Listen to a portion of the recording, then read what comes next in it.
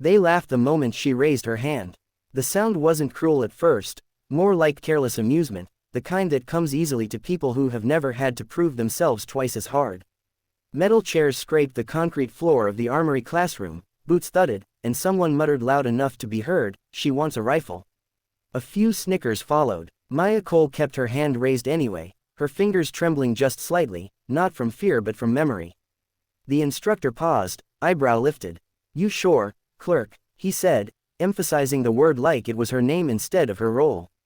"This isn't paperwork. Live fire evaluation, I'm sure," Maya replied, her voice steady even as heat crept up her neck. Someone in the back laughed outright. "She files reports. Bet she's never fired past qualification." Maya lowered her hand slowly.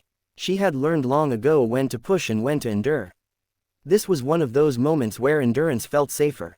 But something inside her, something old and sharp, didn't like being caged anymore. She had been assigned to Fort Calder for 6 months, a logistics clerk tucked away in the administrative wing of an elite training base. Most people saw her as invisible, which suited her at first. Invisible meant no questions, no digging, no one asking why she flinched at sudden bangs or why her eyes always scanned exits without conscious thought. But invisibility had a cost. It turned competence into coincidence and silence into weakness. The rifle rack gleamed along the wall, polished steel and composite stocks resting like quiet promises.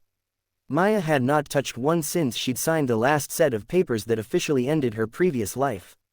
Papers that stripped her of a callsign, a unit patch, and a past most people would never believe if she told them. So she didn't. Until now. The instructor sighed. "Fine. 1 lane. Don't waste ammo." The laughter softened into whispers as she stepped forward. A corporal handed her a standard-issue rifle, barely meeting her eyes. The weight settled into her hands like a familiar truth.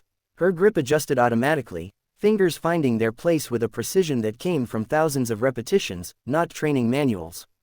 That's when the room began to quiet. Maya walked to the firing line, her boots stopping exactly where they should without looking down. She inhaled slowly, the smell of oil and dust pulling her backward through time, to darker places, harder nights, and moments where missing wasn't an option. The targets slid into position downrange. 300 meters. Small silhouettes. "Whenever you're ready," the instructor said, doubt still thick in his voice. Maya didn't respond. She rolled her shoulders once, loosened her neck, and brought the rifle up. The world narrowed. The laughter, the whispers, the concrete walls, all of it faded until there was only breath, heartbeat, and sight picture. Her finger rested on the trigger. She fired. The first shot cracked through the room, sharp and clean. The target jerked. Then another. And another. She didn't rush. She didn't hesitate. Each round left the barrel like it had somewhere important to be. The rifle spoke in a calm, deliberate rhythm that didn't belong to a nervous clerk trying to prove a point. By the 5th shot, no one was talking. By the 10th, the instructor had stepped closer without realizing it. When the magazine ran dry, Maya lowered the rifle gently and cleared it without being asked. She stepped back, waiting. "Check the targets," the instructor said quietly. The range officer hesitated, then nodded and brought them in. The silhouettes slid closer, and with every meter the room seemed to lean forward. Tight grouping. Too tight. Center mass wasn't just hit, it was owned. One target showed a cluster so precise it looked like a single hole punched through steel. Someone swallowed hard. "That's not luck," the corporal whispered. Before anyone could respond, the door at the back of the armory opened. General Arthur Hale had not planned on stopping by the range that morning. He was a man shaped by decades of command, his presence carrying a weight that silenced rooms without effort. Conversations died the moment he stepped inside. His eyes went to the targets. Then to Maya. "Who fired those?" he asked. No one spoke. The instructor glanced at Maya, then back at the general. "Sir." She did. Hale walked closer, studying the targets with a gaze that had seen battlefields and buried friends. His jaw tightened, not in anger, but recognition. He turned slowly toward Maya. "Your name?" "Maya Cole, sir." "No," he said softly. "Your other one." The room held its breath. Maya felt her chest tighten. She hadn't heard that tone in years. It was the voice of someone who knew what to look for, and what it meant when they found it. "I don't have one anymore, sir." Hale stepped closer, his eyes never leaving hers. He leaned in slightly, lowering his voice so only she could hear. "Black Talons," he whispered. The words hit her like a shockwave. Memories surged. Night operations with no insignia, rifles wrapped in cloth, missions that never existed on paper. A unit so deniable it officially disbanded twice. A call sign she had buried along with the person she used to be. Maya's breath caught. She said nothing. The general straightened. Why is a black Talon filing supply requests? The question wasn't accusatory. It was wounded. Maya finally spoke. Because I asked to disappear, sir. And because sometimes surviving costs more than bleeding. Silence wrapped around them. Hale looked around the room at the stunned faces. Dismissed, he said sharply. All of you. Boots moved fast then. Chairs scraped. The room emptied until only the two of them remained, surrounded by rifles and echoes. You walked away, Hale said, not unkindly. I broke, Maya replied.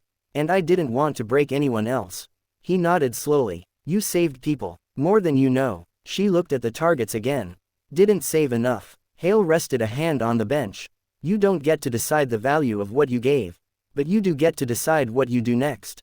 Maya felt something unfamiliar stirring beneath the weight she'd carried for years. Not ambition, not pride, permission. I don't want command, she said. I don't want medals. Good, Hale replied. We need instructors. People who teach restraint, precision, and when not to pull the trigger. Maya considered that. Teaching meant staying, being seen, letting others know who she was, not the legend, but the human cost behind it. Let me think, she said. Hale smiled faintly. Take your time, just don't hide anymore. After he left, Maya stood alone on the firing line. She reached out and touched the rifle once more, not as a weapon, but as a reminder. Strength didn't vanish when unacknowledged. Skill didn't fade because others refused to see it. And identity, no matter how deeply buried, had a way of resurfacing when it was needed most. The next day, fewer people laughed when she walked into a room. A week later, no one did. In months from then, when recruits whispered stories about the quiet instructor who could split a target at impossible distance, Maya would correct them gently. She wasn't a myth. She wasn't a legend. She was proof. Proof that being mocked doesn't erase who you are. That asking for a chance can change the course of a life. And that sometimes, all it takes is one steady hand, one honest shot, and one person who recognizes the mark, to remind you that your past doesn't own you, but it can still empower you to shape the future.